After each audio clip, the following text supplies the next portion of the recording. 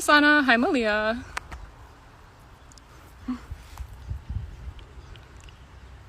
guys are the only two on right now, so you just get to look at this nice view. It is beautiful today. It is really hot though.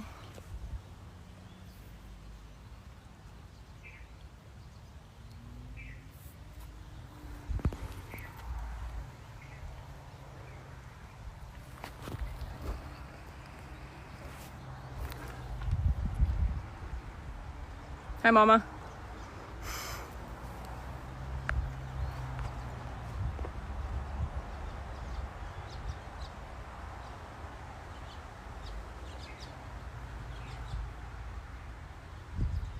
You three already know my spiel, so I'm gonna wait till people I don't know log on. Hello, Malama Learning Center.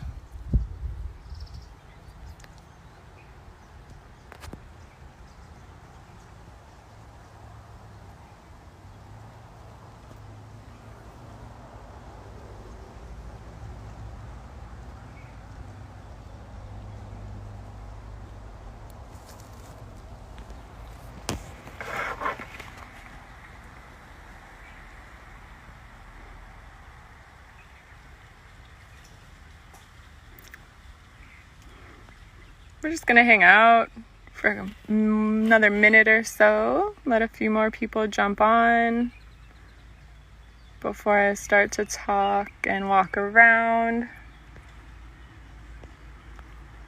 It's a beautiful day. High tide was just a little while ago at about 12:30. So we've got dropping tide. It'll be low at 6:22 today. It is a beautiful day, nice and hot, a little bit of wind. I really just want to get in the water.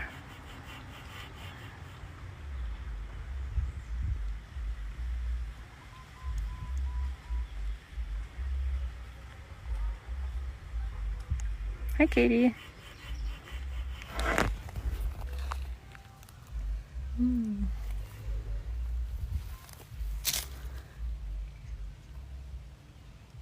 All right, we got a little crew on here right now, so I'm gonna go ahead and get started. Hi, everybody. Turn you around.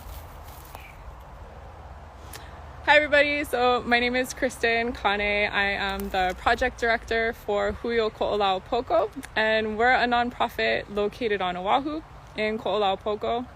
And our mission is to protect ocean health by restoring the Aina Maukutamakai.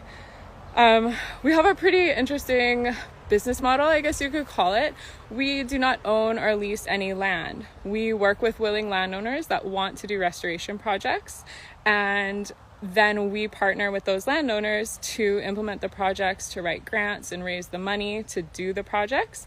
And then we're able to get volunteers out to the site and school groups and build curriculum around their project sites to help our small staff maintain the areas. We do typically focus on two main types of work. One is ecosystem restoration, and then we also do stormwater management. So with stormwater management, I'll touch on that really quickly. Stormwater management is more for urban areas, and it's practices of capturing stormwater, water that's either flowing off of your roof or your parking lot, or capturing that water before it has a chance to pick up pollutants and enter into storm drains. So some of our projects, if you are on Oahu and in the Kailua area, down by Buzz's at Kailua Beach Park, we redesigned a parking lot there with permeable pavers and native plants to help catch the water flowing from that parking lot and capture and infiltrate that water before it has a chance to enter into Kalepulu Stream and the ocean, which is just a couple hundred yards away. We also helped on a project at American Savings Bank, the corner of Hamakua Road, and then we have rain gardens on personal properties and Winter Community College and some other public and private properties. So the rain gardens are sizable to your roof type, or roof size. So depending on how big your roof size is, you can scale a rain garden larger or smaller, and that will capture all of the rainwater coming off of your roof and give that water a chance to infiltrate into the ground. And then, okay, so our other project type, what we're really here for today, is ecosystem restoration. And that is where my heart lies. So I'm gonna flip you guys around so you can see our awesome project site at Hei'ia. So this is our Hei'ia Estuary Restoration Project. It is located on 6 acres of Hei'ia State Park in Kaneohe. Now, the state park is a public property. If we weren't in COVID shutdown right now, it would be open to the public. So when we're all off lockdown, then I encourage you guys to come out and check out the state park. We have trail signs and interpretive signs all throughout this property, all throughout the 6 acres.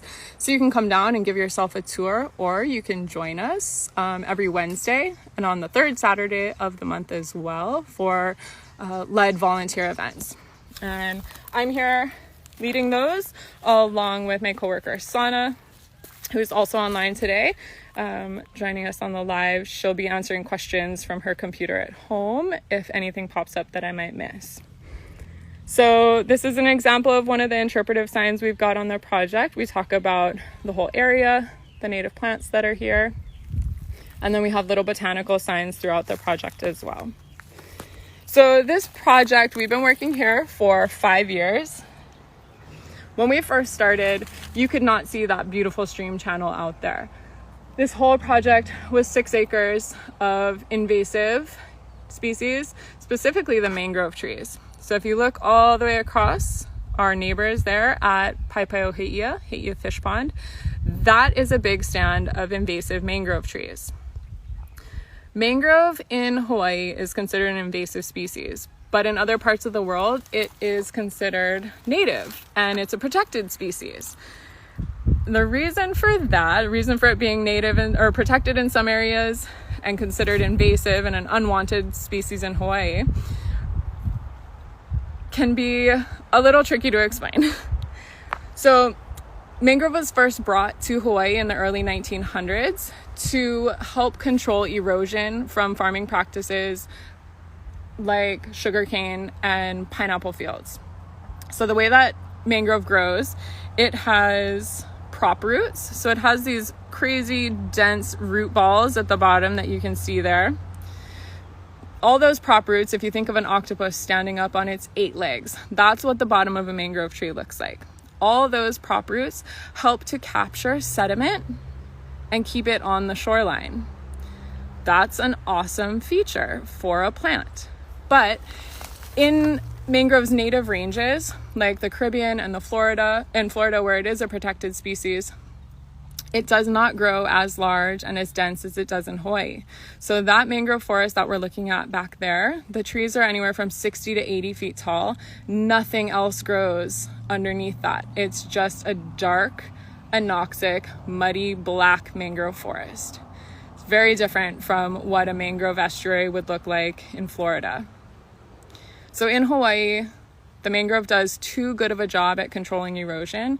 And what it's done is actually start to collect so much sediment that it chokes out our stream channels. So it's high tide right now in the estuary. So we've got a pretty good amount of water covering our mud flats here. But if I show you upstream a little ways, you can see how narrow that stream channel gets. You can actually jump across it. That all is because over time, since about 1930s, 1940s was when the first mangrove was introduced specifically to this area. Over time, all of the sediment that was coming down from the watershed built up and was trapped by the mangrove that had begun to grow here. That creates a really big problem for a lot of our native species, especially the o'opu, which is a native fish that needs to use the full stream from saltwater to fresh water. It's really similar to the way that a salmon lives. Needs to use ocean and fresh water to complete its life cycle. But if our streams are too narrow or they're concrete lined and the water's too hot, then those o'opu cannot complete their life cycle. So our main goal at this property is to remove the invasive species in a slow and natural way, let the stream start to heal itself. So over the last 5 years, we've removed just about 6 acres of mangrove. This whole area that we're looking at, all these mud flats, were all mangrove. You could not see across to the fish pond wall. You could not see the stream. And over time, we've been able to see a lot of the sediment, that black mud that had built up, slowly start to disappear. And we're seeing sandy soil now. We're seeing a lot more native fish come back into the area. We have seen o'opu using the stream. And we've also had a lot of native birds utilizing the project site. So we get alaiula, the io, the stilt. We have a lot of the shorebirds, kolea and ulili. And then one of my favorites is a migratory bird that we don't typically see in this area. Actually, I've never seen it, and I don't know of anyone else that has seen it, but the kioea, the bristle-thighed curlew, is a migratory bird. It looks like a really large kolea, the really large golden plover, but it has a long curved beak. So we did see one of those in December come down to the site. So it's really awesome that we're seeing those types of species come back to the area, and that we are seeing a natural change and a positive change on the project site through our work. So I'm gonna flip back around again, and if you guys have any questions, feel free to send your question in through chat. And if I happen to miss it, then maybe Sana can catch it on her end and help to answer questions. I just want to walk around the project site and show you guys some of the native plants that are pretty interesting, that I like to interact with the plant people when we're down here. I think we'll head out maybe this way. So out on the mud flats here, we do have a lot of grasses, non-native grasses, but the grasses do help to kind of control the sediment as well and allow for a really slow dispersal of the sediment. But you can kind of see that reddish color out there is a native species called, I can't think of it right now. It just totally slipped my mind. Sana, help me out.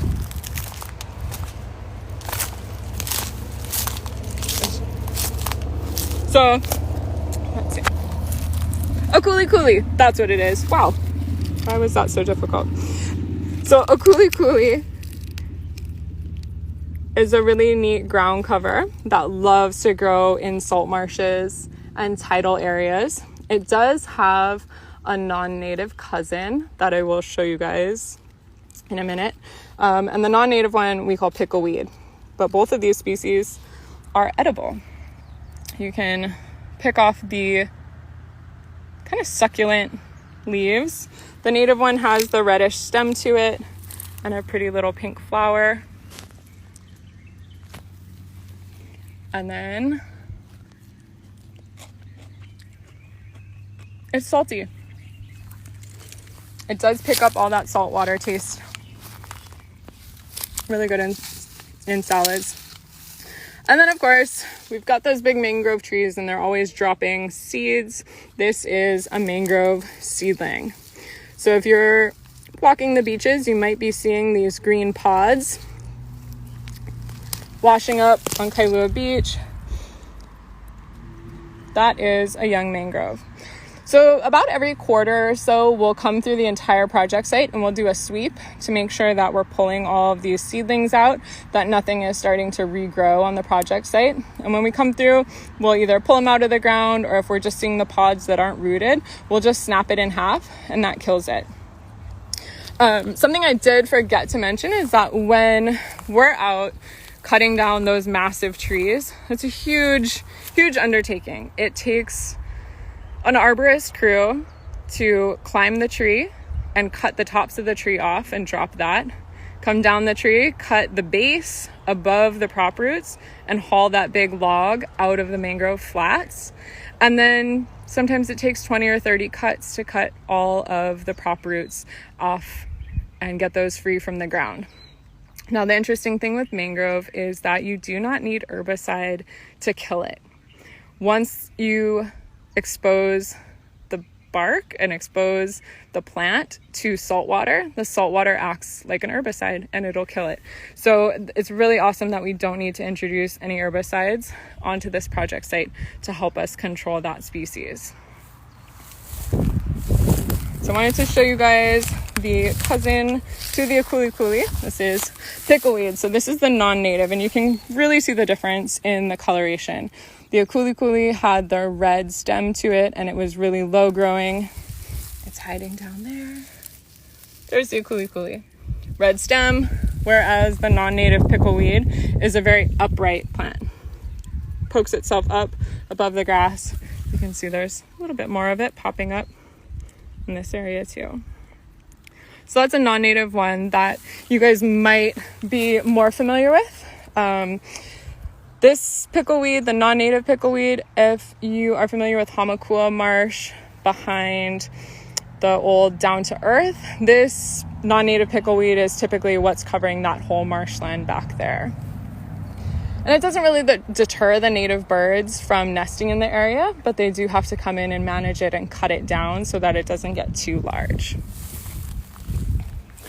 So I do want to point out, since this is an awesome view, just across the stream are our awesome neighbors at Paipaio Heia, and they are a nonprofit that manages the 88-acre historic fish pond, Heia Fish Pond.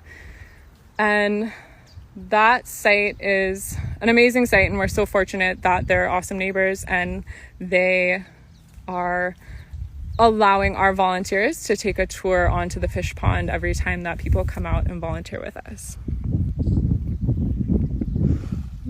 So Katie, you guys might be eating, I'm not sure. It's been a long time since I've been to Flat Island. So Katie asked, what's at Flat Island? We eat those.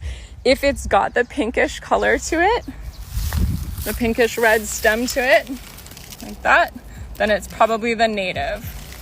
If it's the bright green, no red on it, then it's probably the non-native. I'd say eat up the non-native first.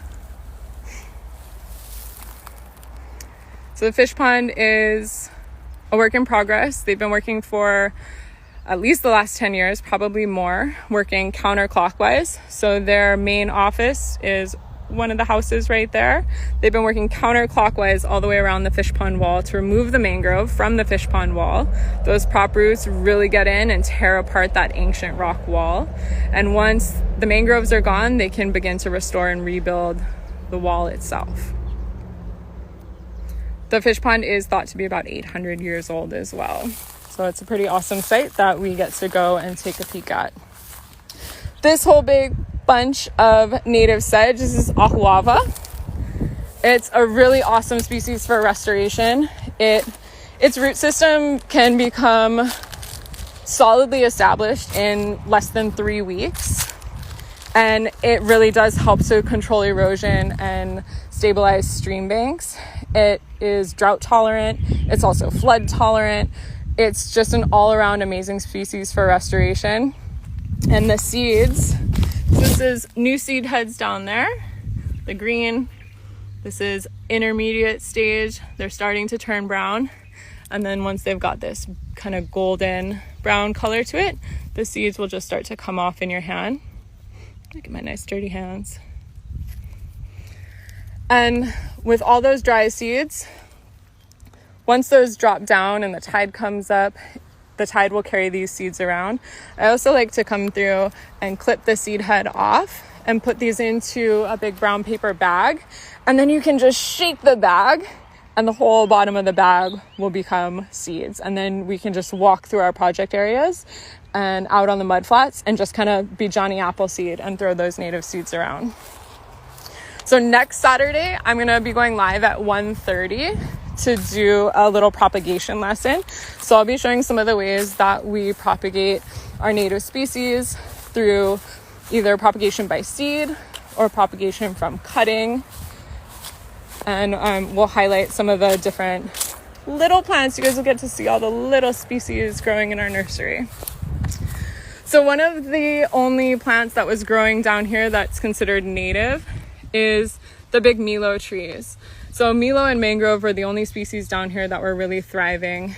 Everything else that you're seeing, This big challah tree was planted 3 years ago, and this challah tree with a bunch of the others that are about the same size, those all came from germinating seeds that were found at this project site. So when we first started doing restoration down here, one of my first objectives is to walk the area and see if there's any native species that I can find. Anything that might give me an indication of what's thriving or what might have been, what might want to be at the project site. So unfortunately for us, there were not many native species around. One of the only species that we did find was a dead challah tree. So I was like, okay, well, challah was here. We could get some challah back into the area again. And the awesome thing that happened was that dead challah tree, as we cleared the mangrove and opened sunlight back up to the area again, 140 challah seedlings sprouted out of the ground from where that dead mama challah had been. So we took all 140 of those seedlings, pulled them out of the ground, put them into pots to keep them safe, and took them back to our nursery because we did have a lot of feet and chainsaws and weed whackers down here, and I didn't want those trees to get damaged. So we were able to raise all of those plant species and then bring them back to the site to plant. So those are the challah trees that you're seeing throughout the project now. So it's a really nice genetic representation of the species that was here before we started doing the restoration. So we're fortunate that we have at least that species here. So let's see, I'm gonna flip you guys back around and show you a few different plants that are here. If you were able to jump on last week with me, last Saturday at Kaha Garden, I was pointing out the ojai. It's one of my favorite native flowers. I think I say that about every native plant though. But this is such a cool species. It's got that bright pink color and the collar and the keel. And this is a very soft velvety leaf. Those silver hairs on it help to reflect the sunlight. So this is a coastal species. It reflects sunlight just like the silver color on your car shade. So it loves to grow in coastal full sun areas. And this is a verbena. So it is starting to get its little green bean pods right there. So we'll give those a few more weeks. They'll get long like string beans and all the seeds will be inside. Oh, here's some bigger ones. They do get about palm size, pretty big there. So when those are dark brown, they'll be ready. They'll fall off right into your hand when they're ready to be picked. So we'll have to remember that that is seeding and come down and collect some more. I'll give you guys a quick glimpse back into this big open area. This was a big grassy field. When I say grassy, I mean like guinea grass and California grass and 8-foot tall grass. And we're slowly starting to transform it into garden beds. We've got sweet potato, sugar cane, some different types of native medicinal plants, and a few food plants too. Papayas, a couple are ready to pick. I'll have a snack later. Another nice species on the site is Elima. The Elima have really been loving it down here. We've got a bunch throughout the project site. The Elima is actually edible too, so you can pick this whole flower, pull that piece off, and that's all edible. It's got kind of a slimy texture to it though, so it might be an acquired taste, but I did just pop that one in my mouth. Another neat plant that is loving these coastal areas is a'ali'i. This is another one of my favorite plants and favorite flowers because I love to make lei out of this pod right here. The a'ali'i can come in a wide variety of colors. This is a really pale pink and greenish one. And then the brown ones that you see are the dried flowers. So inside each of these pods, let's see if I can do this one-handed. There's those black seeds. Those are the seeds. Very easy species to propagate from seed as well. So this will probably be one of the ones that I showcase next Saturday in our propagation lesson. So you can see all those flowers. Tons and tons of seeds popping up. Another really happy Estuary.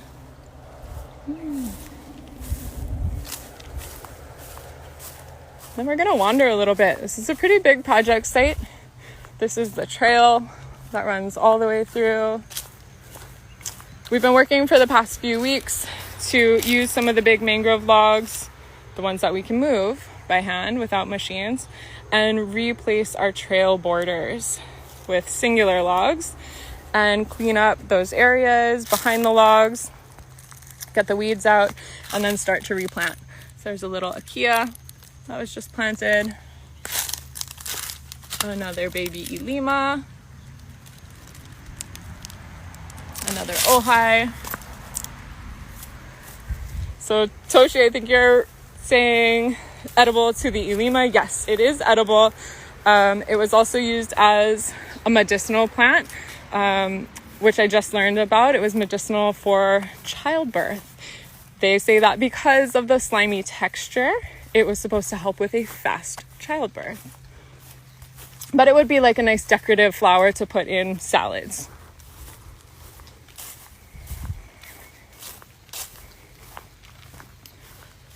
Another tree that we've got growing on the project site, believe it or not. This one was planted 2 years ago and it's huge. This is Kou, K-O-U. Kou has a really beautiful orange flower to it, which I don't see any of right now. Those are the fruits, the seeds up there. The Kou has been loving the project site too. They do really well in this area. So, been working today. I was working earlier this morning to remove the old logs and get ready to drag some more logs. I've been pulling big logs with my truck recently, but I think I've reached the limit on what my truck can pull. Everything else that's left is really big mangrove pieces. They're like telephone poles, and my little truck can't do that anymore. So we're gonna have to wait till we get some big machines down here to help us out again, which hopefully will be, hopefully in June. Just gotta wait for all of this shutdown to let us all back to work again. Ooh, I see a native bird. I'm whispering. Okay, let's see. I see a few. So there's a little duck. That's a mallard. Just cruising in the stream. But, ooh, there's lots. Let's see. Can you guys see them? There is a kolea and an alaiula. Oh, guys, there's so many different birds right now. I'm going to bird nerd out on you. So we've got kolea, the golden plover. There's the alaiula foraging out there. We saw the mallard, duck, and then, oh, it's flying away. Where is it? There. The auku'u, the heron. Oh, he's hiding. I can't see him now. He's hunting. Where'd he go? Did you guys see him? They're so tricky. There. Gotta wait till they move. Super cool. If you just wait long enough, you'll see some really awesome things down here. Oh, more ducks. I saw their heads move. Let's see if I can find them on the camera. Do you see them? 1, 2, right there. Everybody's being sneaky today. So I love seeing all of these birds down here. It's really cool to see them start to forage and utilize the habitat that we've opened up. Even this grassy area, the muddy, wet spots that we're looking at right now, those were just cleared of invasive marsh grasses and sedges in early March, right before all this shutdown happened. So we get volunteers out there with shovels, sometimes knee-deep, waist-deep mud. You just never know what you're gonna step into. And we are actually pulling those sedges out by hand with shovels. We don't put heavy machinery into this stream system, into these mud flats at all. So it's a really labor-intensive process, but it's worth it.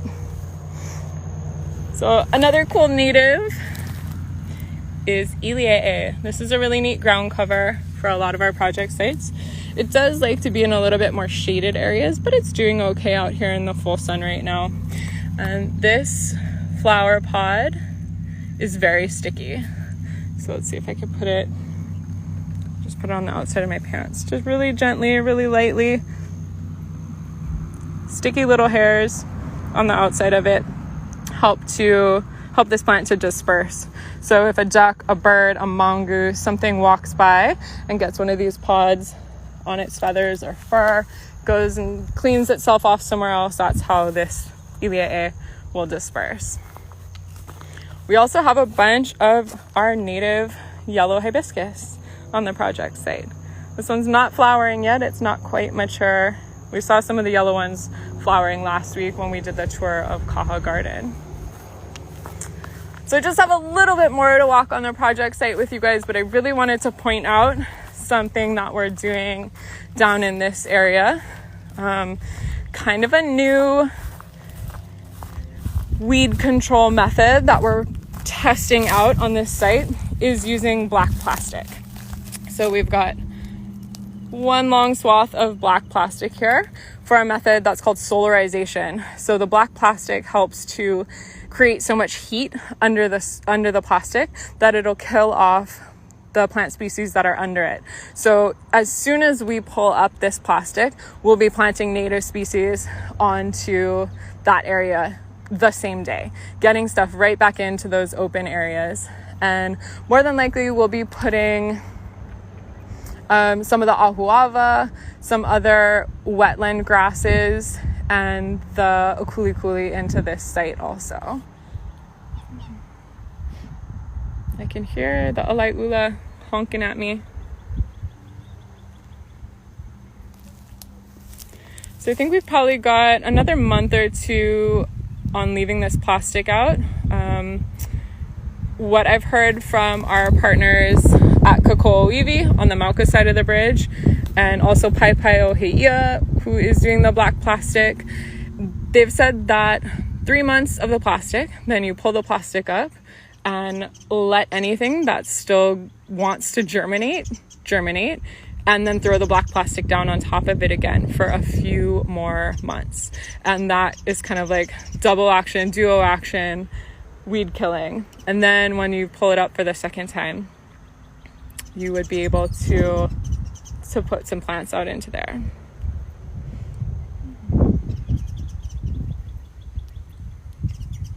Joey, cool. Thanks for that Hawaii stage and lighting plastic sheets. That would be interesting to try out with the airflow underneath.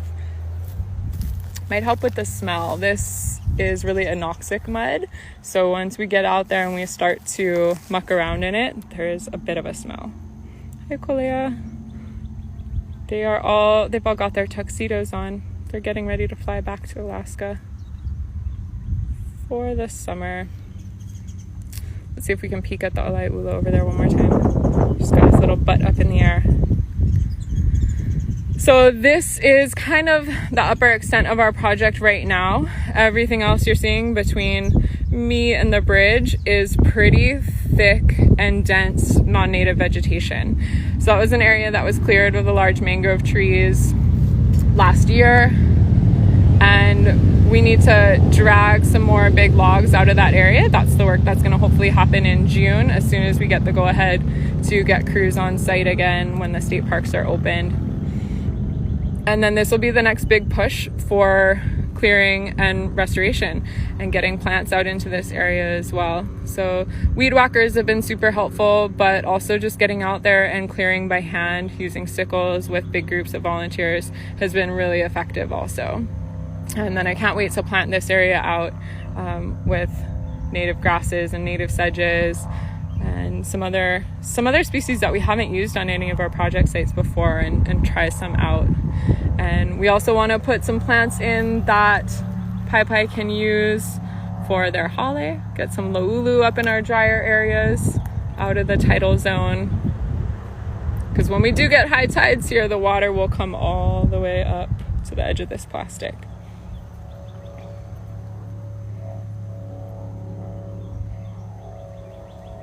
So I could probably talk for hours down here, but I want to thank you guys all for joining me today.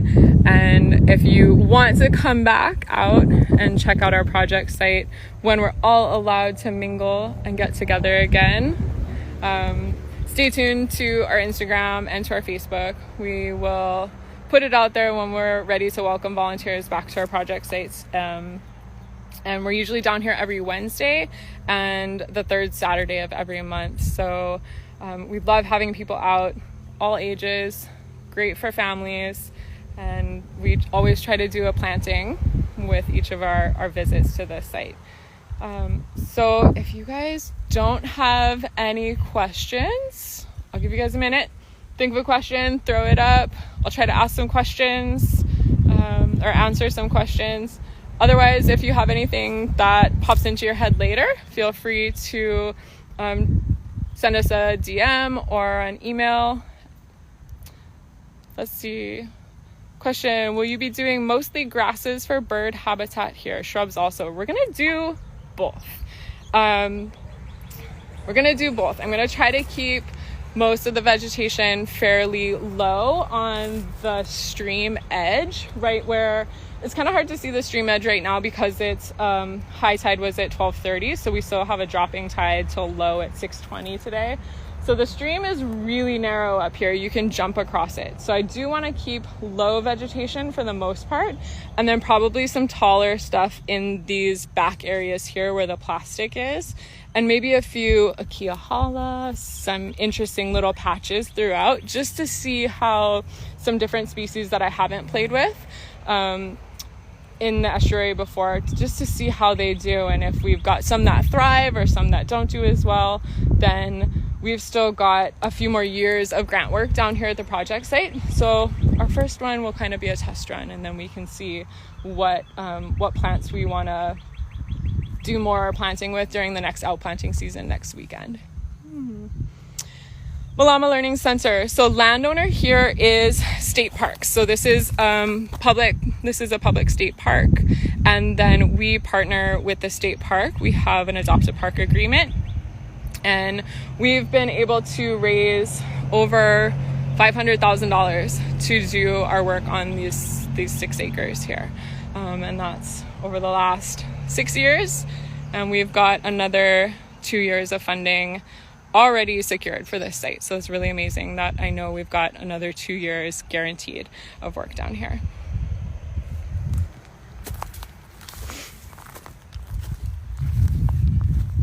That's it. Anything to prep if you want to check out our propagation workshop next time. I am going to try to archive today's video and the one next time into our highlight reel on our page, so they should be saved. And I'm thinking what I might do for the propagation workshop, I'm going to collect some seeds today and also next week. And then if you guys want to try your hand at any of the cuttings or the seeds that I highlight next week, I think I can probably make some little packets available, and we can do like social distancing curbside pickup, and that would be kind of a fun way to let you guys try your hand at the different seeds. And with the archived video, you should be able to go back into our highlight reel and check it out anytime. But I don't know what species I'm going to play with yet, so I don't think there's anything I can tell you to prep right now.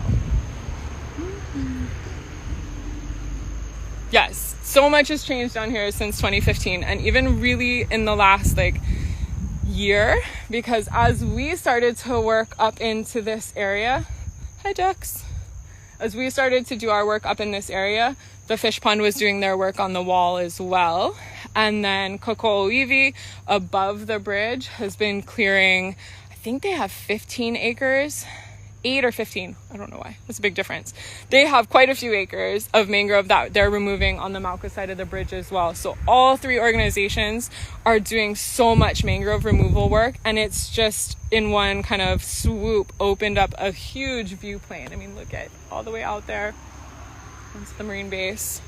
It's really amazing, even for me, to be stunned every week at the progress that happens. So yeah, so much has happened down here, and this site is near and dear to my heart. because I've seen it come from thick mangrove forest to where it's at today, and it's nowhere near done. It never will be done, but it's getting to a place that is much more manageable and something that I think can be naturally sustained, something that's much more suited for the environment here. So thank you guys so much for joining me today. I hope that we can all get together in real life soon, and that you guys can come down and check out this site either for your first time or to come back and visit again soon. We have tons of native plants that are ready to be planted, and we need help.